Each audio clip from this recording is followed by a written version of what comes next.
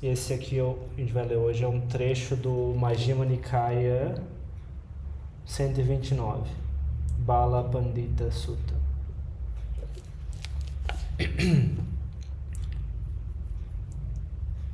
Assim ouvi. Em certa ocasião, o bem-aventurado estava residindo em Savatthi, no bosque de Jeta, no parque de Natapindika. Lá ele dirigiu-se aos bhikkhus dizendo: O tolo.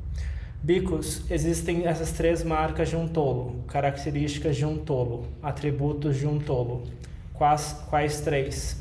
Aqui, um tolo é alguém que pensa maus pensamentos, fala más palavras, comete maus atos.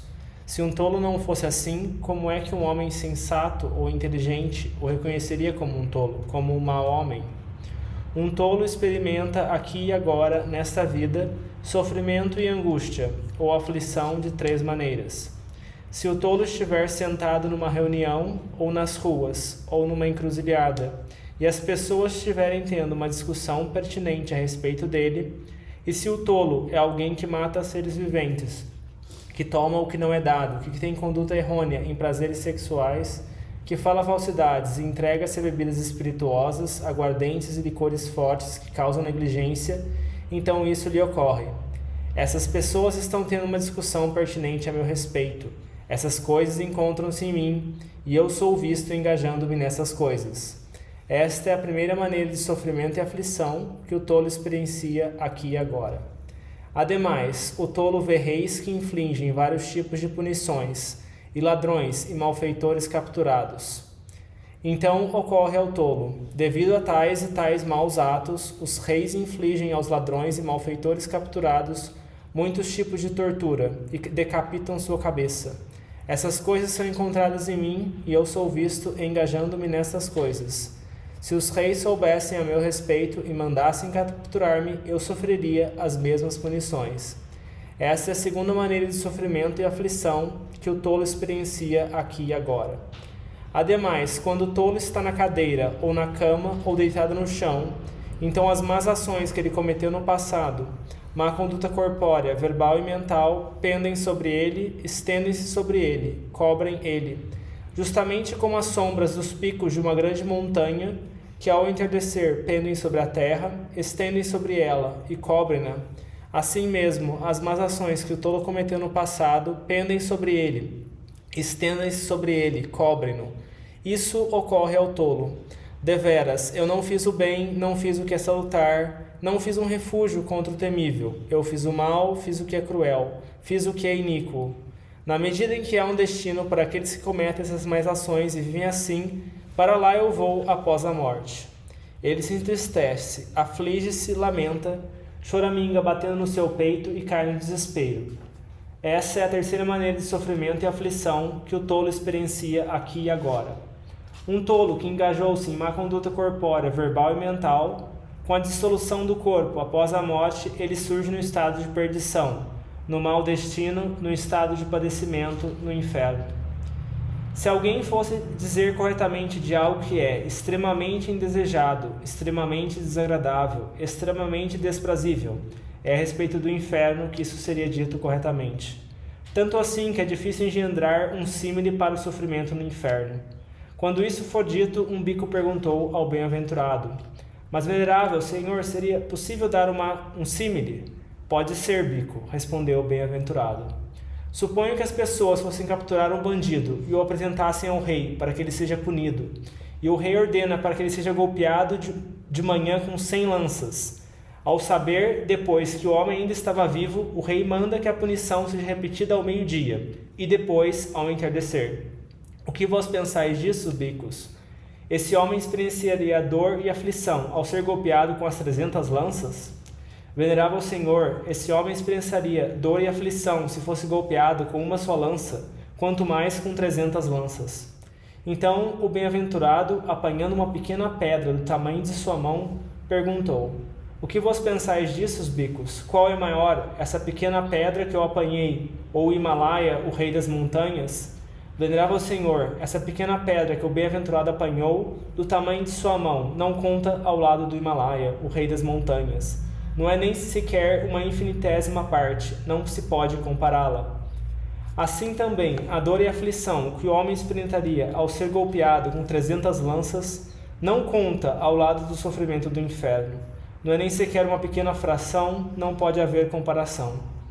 Agora, os guardiões do inferno infligem-lhe a quíntupla transfixação. Eles espetam uma de suas mãos com espeto de ferro aquecido ao rubro, espetam a outra mão, espetam um dos pés, espetam o outro pé. Eles espetam o centro do peito com um espeto de ferro aquecido ao rubro. Lá ele experiencia sensações dolorosas, pungentes, violentas e amargas, mas ele não finda seu tempo, enquanto sua má ação não é exaurida. Então os guardiões do inferno o deitam no chão e aparam-no com machados.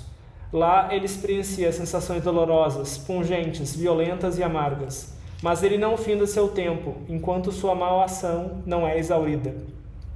Então os guardiões do inferno penuram de cabeça para baixo e o aparam com enxós. Lá ele experiencia sensações dolorosas, pungentes, violentas e amargas, mas ele não finda seu tempo de vida, enquanto sua má ação não é exaurida. Então os guardiões do inferno arreiam-no a um carro e o arrastam para cá e para lá, sobre um terreno incandescente, flamejante e ardente. Lá ele experiencia sensações dolorosas, pungentes, violentas e amargas, mas ele não finda seu tempo, enquanto sua má ação não é exaurida. Então os guardiões do inferno fazem-no escalar e descer um monte de carvão em brasas, incandescente, flamejante, ardente.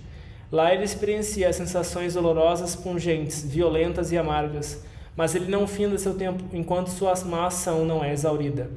Então os guardiões do inferno seguram de cabeça para baixo e o mergulham dentro de um caldeirão metálico aquecido ao rubro, incandescente, flamejante, ardente.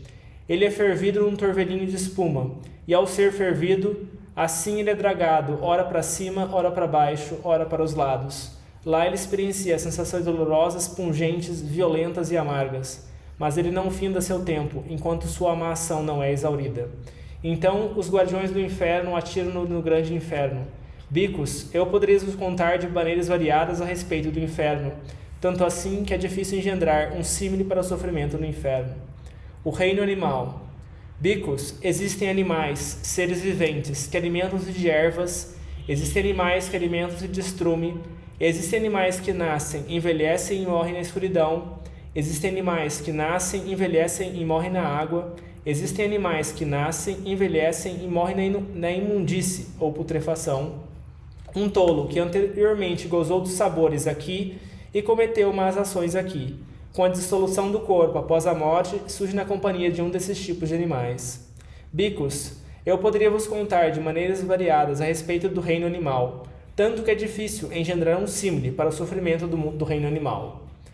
É como se um homem fosse jogar ao mar uma canga com um furo nela, uma boia, com um furo nela, e o vento oeste fosse carregá-la a leste, e o vento do leste para o oeste, e o vento do norte fosse carregá-la para o sul, e o vento do sul para o norte. Suponha que houvesse uma tartaruga cega que viesse à superfície da água uma vez a cada 100 anos. O que vós pensais disso? Essa tartaruga cega chegaria alguma vez a enfiar seu pescoço através do furo dessa boia? Se tanto, venerável Senhor, ela poderia alguma vez, ao fim de um longo período. Bicos, eu digo que a tartaruga cega levaria menos tempo para enfiar seu pescoço através do furo dessa boia do que um tolo que, uma vez tendo ido à perdição, levaria para voltar ao estado humano. Por que isso? Porque lá no reino animal não há o viver pelo Dharma, não há o viver pela equidade, não há fazer o que é salutar, não há fazer mérito. Lá prevalece o devorar mútuo, a matança do fraco. Se alguma vez, ao fim de um longo período, esse tolo vier de volta ao estado humano, ele renasce no seio de uma família humilde, numa família de casta inferior, ou de caçadores, ou de trabalhadores de bambu, ou de fazedores de carro, ou de catadores de lixo, numa família que é pobre, com pouca comida e bebida, sobrevivendo com dificuldade, na qual alimento e roupas são escassos. Ademais, ele será feio, repulsivo, raquítico, doente, cego, deformado, coxo ou paralítico. Ele tem má conduta em corpo, palavra e mente, e tendo essa conduta, com a dissolução do corpo após a morte, ele surge no estado de perdição, no mau destino, no estado de padecimento, no purgatório. Bicos é como se um viciado no jogo, no primeiro lançamento infeliz dos dados, fosse perder seu filho e sua esposa e toda a sua propriedade, e ademais experienciasse ele próprio aprisionamento. Esse lançamento infeliz dos dados é insignificante. Muito maior é o lançamento infeliz quando o tolo, ao comportar-se erroneamente em corpo, palavra e mente, com a dissolução do corpo após a morte, vem a surgir no estado de perdição, no mau destino, no estado de padecimento, no inferno. Assim é a carreira do tolo, cumprida na sua totalidade. O homem sensato. Bicos, existem essas 3 marcas de um homem sensato ou inteligente. Características de um homem sensato. Atributos de um homem sensato. Quais 3? Aqui, um homem sensato é alguém que tem bons pensamentos, fala boas palavras, comete boas ações. Se um homem sensato não fosse assim, como é que um homem sensato o reconheceria como tal, como um homem bom? Um homem sensato e inteligente experiencia aqui e agora a alegria e felicidade de 3 maneiras.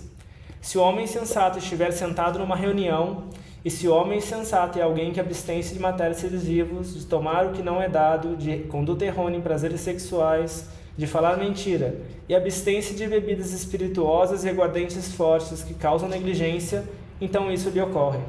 Essas pessoas estão tendo uma discussão pertinente a meu respeito. Essas coisas encontram-se em mim, eu sou visto engajando-me nessas coisas. Essa é a primeira maneira de felicidade e alegria que o homem sensato e inteligente experiencia aqui e agora. Ademais, o homem sensato vê reis que infligem vários tipos de punições a ladrões e malfeitores capturados. Essas coisas não são encontradas em mim e eu não sou visto engajando-me nessas coisas. Essa é a segunda maneira de felicidade e alegria que o homem sensato e inteligente experiencia aqui e agora. Ademais, quando o homem sensato está na cadeira ou na cama ou deitado no chão, então as boas ações que ele cometeu no passado, boa conduta corporal, verbal e mental, pendem sobre ele, estendem-se sobre ele, cobrem-no, justamente como as sombras do pico de uma grande montanha, ao entardecer, pendem sobre a terra, estendem-se sobre ela, cobrem-na. Assim mesmo, as boas ações que ele cometeu no passado pendem sobre ele, estendem-se sobre ele, cobrem-no. Isso ocorre ao homem sensato. Deveras, eu não fiz o que é mal, não fiz o que é cruel, não fiz o que é iníquo. Eu fiz o bem, fiz o que é salutar, fiz um refúgio contra o temível. Na medida em que há um destino para aqueles que cometem essas boas ações e vivem assim, para lá eu vou após a morte. Ele não se entristece, não se aflige, não se lamenta, não choraminga e não bate no seu peito, não cai em desespero. Essa é a terceira maneira de felicidade e alegria que o homem sensato e inteligente experiencia aqui e agora. Um homem sensato e inteligente que engajou-se em boa conduta corporal, verbal e mental, com a dissolução do corpo após a morte, surge no bom destino, no mundo celestial. Se alguém fosse dizer corretamente de algo que é extremamente desejado, extremamente agradável, extremamente aprazível, é a respeito do mundo celestial que isso seria dito corretamente, tanto assim que é difícil engendrar um símile para a felicidade do mundo celestial. Quando isso foi dito, um bico perguntou ao bem-aventurado: "Mas, venerável Senhor, seria possível me dar um símile?" "Pode ser, bico", respondeu o bem-aventurado. Suponham que o monarca girador da roda venha possuir os 7 tesouros e os 4 atributos esplêndidos, e devido a isso ele viesse a experienciar felicidade e alegria. Quais são os 7 tesouros? Aqui, quando o nobre rei ungido lava sua cabeça no dia do oposta, no 15º, e sobe ao último andar de seu palácio, a roda tesouro, reluzente como um deva, lhe aparece com seus 1000 raios, o aro e o cubo, completa em todos os aspectos. Vendo-a, ele pensa: eu seria então o monarca girador da roda? Então o rei, levantando-se de seu assento, toma com a mão esquerda uma jarra de água cerimonial e com a mão direita esparge água sobre a roda, dizendo: que a roda tesouro role adiante, que a roda tesouro triunfe. Então a roda tesouro rola em direção ao leste, e o monarca girador da roda segue-a com seu exército de 4 formações. Em qualquer região que a roda venha parar, lá o monarca estabelece-se com seu exército. E os reis rivais da região leste aproximam-se do monarca e falam assim: venha, grande rei, bem-vindo, grande rei.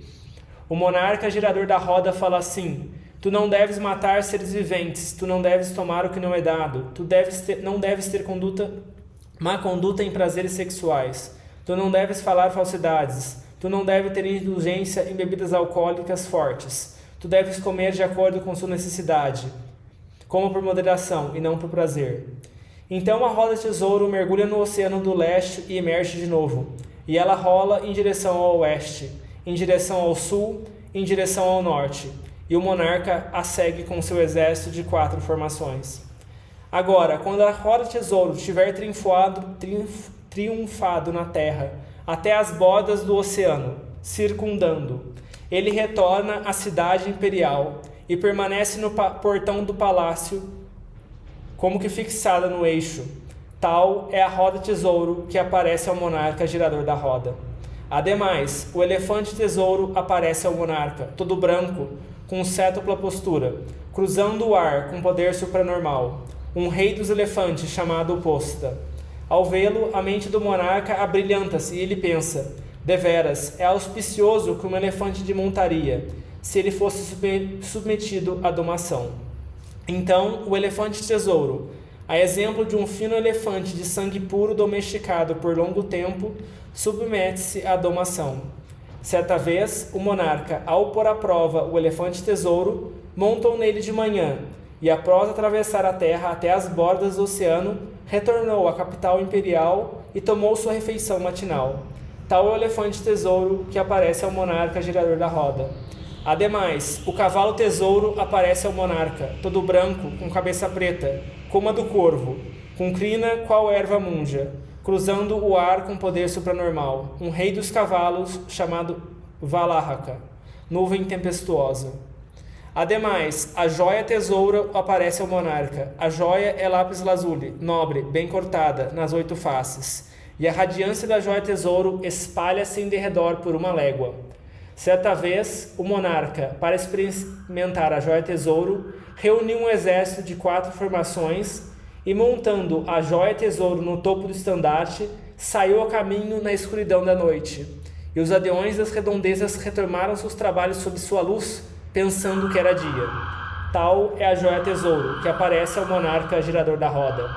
Ademais, a mulher tesouro aparece ao monarca, bela, agradável de se olhar nela, graciosa, dotada de extrema beleza de compleição, nem muito alta nem muito baixa, nem muito magra nem muito gorda, nem muito escura nem muito clara, superando a beleza humana, embora menos que a beleza divina. E o contato corpóreo dessa mulher tesouro é como tufo de algodão ou tufo de paina. Quando faz frio, seus membros estão quentes. Quando faz calor, seus membros estão frios. Do corpo dessa mulher tesouro emana o aroma do sândalo, e de sua boca exala o aroma do lótus. Ela levanta-se antes do monarca e retira-se depois dele, servindo-o obedientemente, de conduta agradável e afável, na fala. Ela nunca é infiel ao monarca, mesmo em pensamento. Como é que ela seria infiel em corpo? Tal é a mulher tesouro que aparece ao monarca girador da roda. Ademais, o dono de casa tesouro aparece ao monarca. Como resultado de karma anterior, ele tem visão divina, com a qual ele vê tesouro oculto pertencente ou não a alguém. Ele aproxima-se do monarca e diz: Majestade, fica despreocupado. Eu cuidarei de tua riqueza como a riqueza deve ser cuidada. Acontece que certa vez o monarca, querendo pôr à prova o dono de casa tesouro, o tesoureiro, casa tesouro, o tesoureiro, subiu num barco e o levou ao meio da corrente do rio Ganges e disse-lhe: Dono de casa, eu necessito de moedas de ouro e ouros em barras. Bem, majestade, permita que o barco se aproxime de uma das margens. Dono de casa, é justamente aqui que eu preciso disso. Então, o tesoureiro, mergulhando suas 2 mãos na água, puxou para fora um pote cheio de ouro. E ele disse ao monarca: Isso é suficiente, majestade. Foi feito o suficiente? Foi oferecido o suficiente? E o monarca aprovou. Tal é o tesoureiro que aparece ao monarca girador da roda. Ademais, o conselheiro tesouro aparece ao monarca, inteligente, culto, sagaz, capaz de fazer com que o monarca promova o que deve ser promovido, remover o que deve ser removido, estabelecer o que deve ser estabelecido. Ele aproxima-se do monarca e diz: Majestade, fica despreocupado, eu vou te aconselhar. Tal é o conselheiro tesouro que aparece ao monarca girador da roda. Esses são os 7 tesouros que o monarca girador da roda possui. Quais são os 4 atributos esplêndidos? Aqui, um monarca girador da roda É belo, agradável de se olhar, gracioso, dotado de extrema beleza e de compleição, superando a de qualquer ser humano. Esse é o primeiro atributo esplêndido do qual ele é dotado. Ademais, o monarca tem longevidade, vive longo tempo, superando nisso qualquer ser humano. Esse é o segundo atributo esplêndido do qual ele é dotado. Ademais, o monarca está pouco afeto à doença, não fica doente. É possuído de boa digestão, que não é muito fria nem muito quente, e nisso ele supera qualquer ser humano. Esse é o terceiro atributo esplêndido do qual ele é dotado. Finalmente, o monarca girador da roda é querido e amável aos brahmanes e donos de casa, justamente como um pai que é querido e amável aos seus filhos. Brahmanes e donos de casa também são queridos e amáveis ao monarca girador da roda, justamente como filhos que são queridos e amáveis ao pai. Esse é o quarto atributo esplêndido do qual ele é dotado. Estes são os 4 atributos esplêndidos que o monarca girador da roda possui. O que vós pensai, bicos? O monarca girador da roda experiencia felicidade e alegria, possuindo esses 7 tesouros e esses 4 atributos esplêndidos? Venerável Senhor, o monarca girador da roda experienciaria felicidade e alegria se possuísse um tesouro, quanto mais possuindo todos esses tesouros e atributos.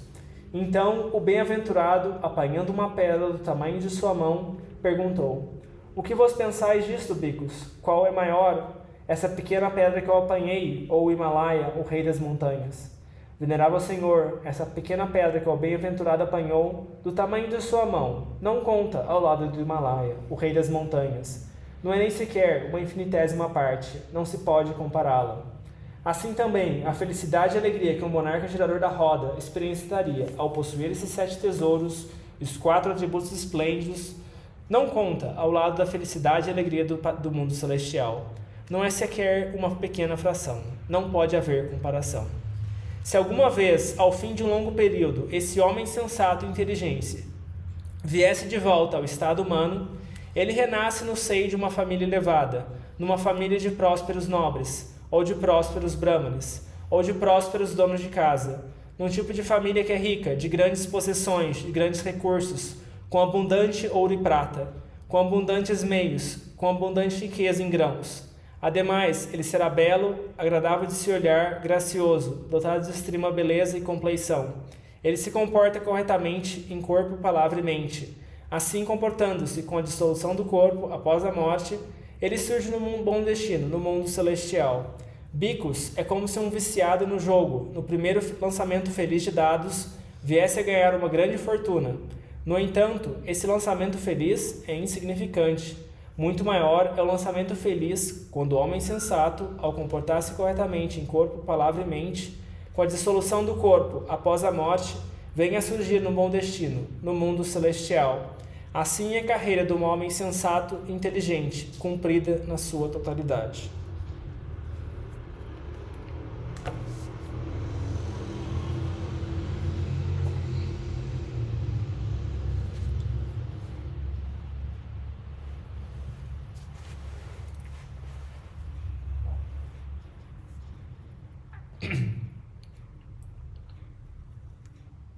Esse sutta, o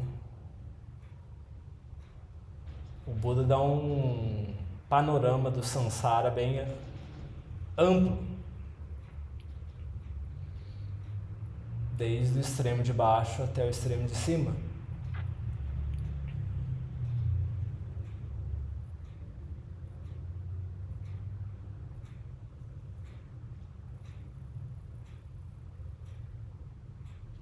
Esse tipo de sutta, né, diante de certas... É bom para a gente também olhar para certas ideias que existem no mundo atualmente. Ver como que o Buda olha para esse tipo de assunto.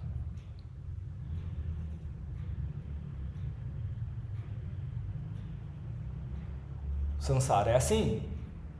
Tem seres embaixo, tem seres em cima.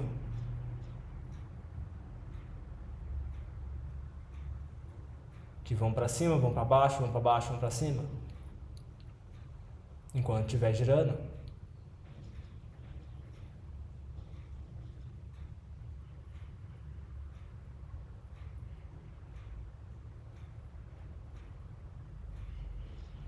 E o principal fator que o Buda coloca nisso é a questão da conduta, da virtude ou não virtude.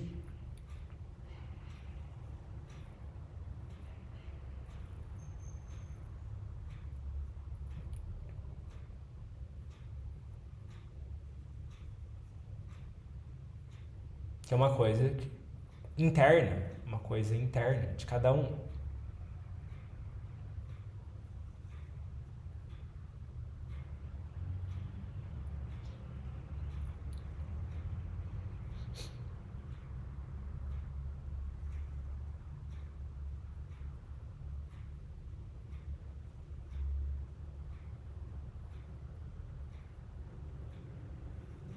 O Buda não fala que é injusto o samsara ser assim. Ele está apontando, o samsara é assim. Existe o extremo de baixo, existe o extremo de cima. Assim que você vai para baixo, assim que você vai para cima.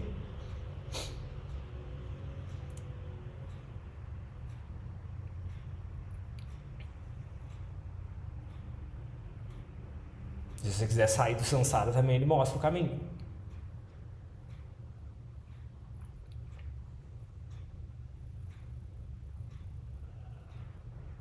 Agora, tem ideias modernas que não parecem muito compatíveis com isso.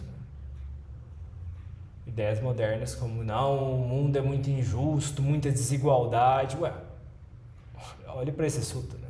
Quanta desigualdade, tem seres no inferno, tem seres no mundo celestial. É injusto isso ser assim? Nem o Buda conseguiu mudar isso.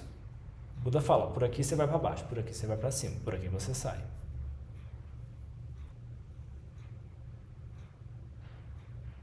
Então, tomar cuidado, né, com certas ideias modernas. Pode gerar certa revolta. Né? Não, o mundo é injusto.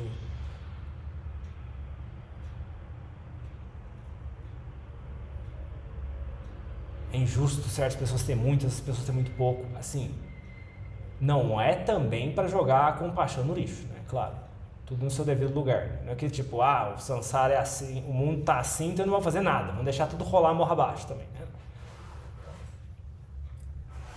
Se a gente pode ajudar, a gente tem uma forma de ajudar quem necessita, né? Isso é mérito pra gente. Não deixe de ser mérito pra gente. Vou possibilitar que a gente tenha melhores condições no futuro também.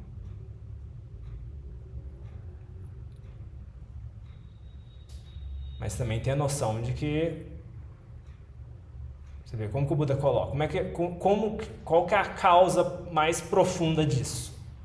É as ações dos próprios seres.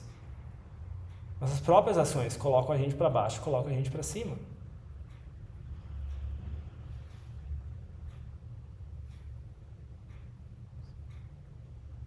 Então olhar para isso. Olhar para o lado de dentro. Você vê, uma coisa que cada um tem que fazer. Não tem uma solução externa. Né? Não tem... Nenhum monarca girador da roda resolve o problema.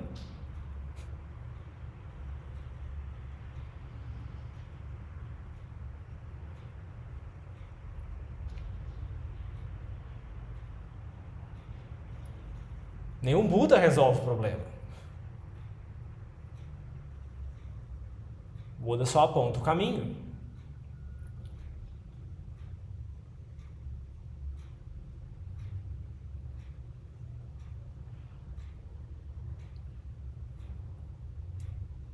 Então é bom a gente ter uma certa contato, às vezes, com essas visões mais panorâmicas do samsara, né? Ver os extremos.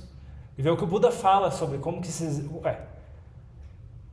uma pessoa nasce numa situação mais complicada, como que a pessoa nasce numa situação mais privilegiada. Agora, é injusto o samsara ser assim? Mas você vê, da mesma forma, o Buda também coloca que, tá bom, mesmo a pessoa que nasce numa situação privilegiada, se ela não se conduzir de forma correta, ela pode cair na situação desprivilegiada depois. Não tem nada garantido.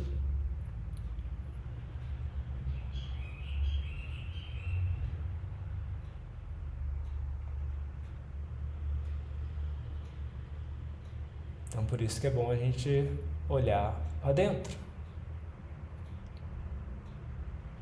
Por isso que virtude, você vê, às vezes falar sobre Sila fica meio jogado, mas você vê diante de um contexto de um sutta assim, né, fica mais, opa, tá bom, isso é a direção que o Buda coloca para Sila, tá bom.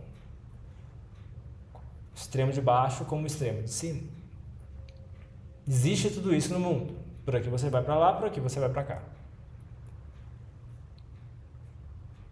Onde estamos agora? De onde que... Tá bom, nessa vida a gente nasceu de que lado? Ok, nascemos em tal situação. Ok, o Buda falou que essas são as causas e condições para nascer aqui. Opa, então, vamos tentar fazer o melhor que a gente pode fazer dessa vida. Se a gente nascer numa situação não privilegiada, que a gente faça o melhor uso para ter melhores condições nessa vida e na próxima. Se a gente nascer numa situação privilegiada, que a gente não queime o mérito fazendo más ações que depois vão jogar a gente para uma situação mais complicada no futuro.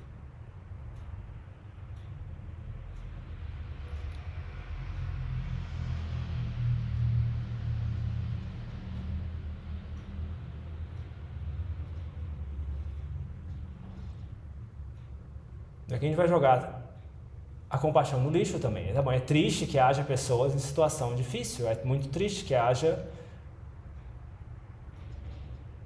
situações em que a pessoa tenta, mas não consegue sair do lugar. Mas o Buda também ensina sobre a equanimidade. A reflexão de equanimidade é refletir que os seres são herdeiros de suas ações, donos de suas ações, têm suas ações como árbitro, e disso eles constroem seu futuro também. Então, as ações do passado, tanto como as ações do presente, condicionam a situação. Daqui a gente nasce numa situação desprivilegiada, que a gente vai aceitar isso e vamos... Ah, não, nasci numa situação desprivilegiada, eu vou ficar aqui encostado agora. Não, a gente também faz o possível para... A gente tenta, pelo menos.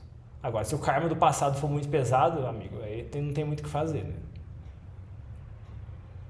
Aí tem que aceitar também, ué. Deve ter sido algum karma do passado que eu fiz e essa situação não vai para frente. Tem que aceitar isso agora. Seja em saúde, seja em finanças, seja em família.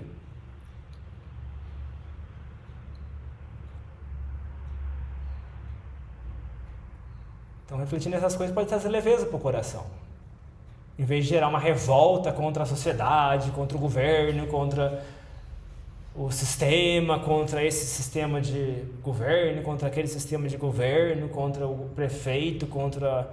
eu nasci numa família assim, eu nasci numa família assada, eu merecia mais, eu não merecia menos. Tipo, gera uma certa... Se a gente refletir nessa direção, pode gerar uma certa aceitação no coração. Uma paz interna, de que tipo, opa, ok... O Buda fala que se a gente tiver uma abertura para tentar olhar pelo lado que o Buda está colocando, por mais que não consiga enxergar pela gente mesmo, né, e não tem essa qualidade para enxergar pela gente mesmo, a gente tiver uma abertura para escutar o que o Buda está falando, né, opa, a mente às vezes consegue aceitar. Se a mente tem fé, ela consegue às vezes aceitar. E aquilo é útil, é uma ferramenta que traz paz no coração, aqui e agora. E aí a gente se consegue se colocar, opa, eu estou aqui no mundo, então para aqui que eu tenho que andar para cá, ok. Essa é a minha situação atual no mundo, o Buda falou sobre isso, eu tô ok.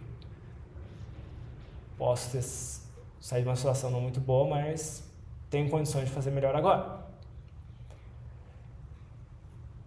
Então, tudo isso. Mas você vê, volta sempre às ações. Não é nenhum ser mágico que vai vir e vai resolver tudo.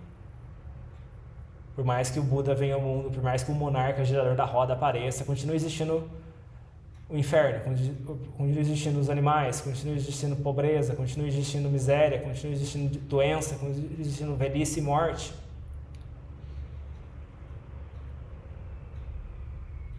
Pelo que o Buda fala nesse sutra.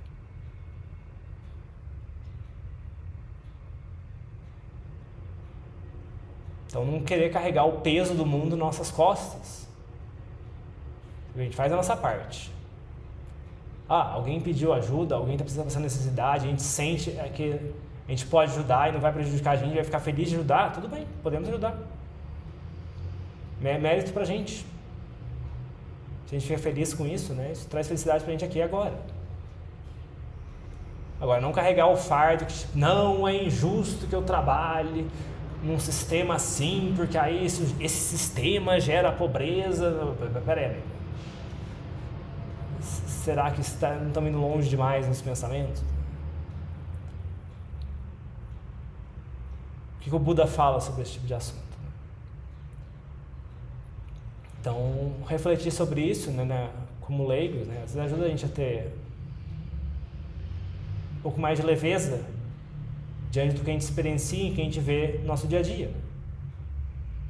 Então, a gente vive numa cidade pequena, uma cidade grande, né, a gente encontra pessoas em diferentes posições. Para que a gente deva sentir aversão ou como é que fala? Sentir-se tão desconectado assim, que não, essa pessoa é uma situação inferior, logo eu sou melhor que ela. Não, também não é saudável isso, porque da mesma forma que ela chegou nessa situação, a gente pode cair na mesma situação sem não se cuidar. Então gera tanto essa reflexão de tipo de aceitação da situação do mundo, como também de tipo, opa, eu tenho que cuidar das minhas ações, vamos cuidar das nossas ações, vamos cuidar da nossa fala, vamos cuidar dos nossos pensamentos. Para que a gente possa, enquanto a gente estiver rodando no samsara, para que a gente tenha as condições mais propícias possíveis para o nosso desenvolvimento espiritual. Então fica o convite para refletir, experimentar essas coisas. São assuntos que às vezes não são muito abordados, mas que são úteis. Trazem temas que, tipo, sociais, são relevantes para a vida de leigo. Coisas que a gente lida no dia a dia, coisas que as pessoas discutem. Que às vezes geram um conflito com a prática, em algum momento. E não sabe como resolver. Então fica o convite de testar, experimentar e refletir nessas coisas. E buscar olhar também. Não a gente acreditar cegamente no que o Buda fala, mas assim, vamos olhar o mundo dessa forma. Traz paz ao coração ou não traz paz ao coração? Aqui e agora.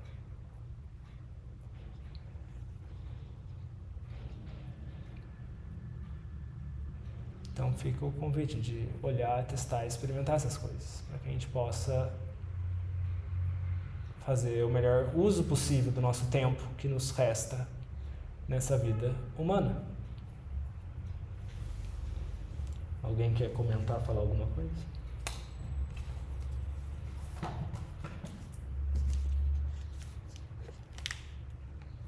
Se ninguém vai falar nada, então a gente encerra por aqui. E é isso, até semana que vem.